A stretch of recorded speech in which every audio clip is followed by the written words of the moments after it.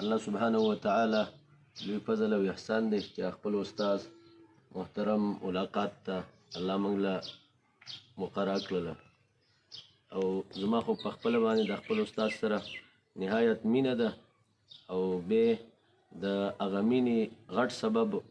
د دې دور عبدالله ابن مبارک شیخ دوست محمد شهید رحمه الله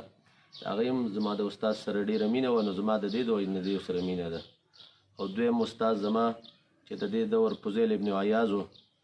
شیخ الحدیث باچا صاحب نور الله مرقده هغه چې په کله په ناوګه کې دلته وو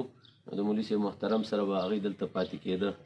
و ما باندې خپله مینه هم د مولوی صاحب غالبه ده او د هغې دغه محبت د وجې نه او الله موږ له داسې استادان راکړي چې الحمدلله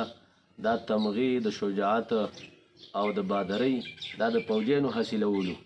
خو الله پاک موږ ته دا وښوسته چې علما په خپل کار باندې ودرېږي نو اصلي شجاعت او بادري د علماو ده الحمدلله زما استاد ته د پاکستان د صدر د طرف نه دا شجاعت میلاو شوی دی دا یوازې د دیو نه دی الحمدلله دا زموږ هم ده او موږ په دیو باندې فخر کوو او ټول د جماعت اشاعت توحید و سنه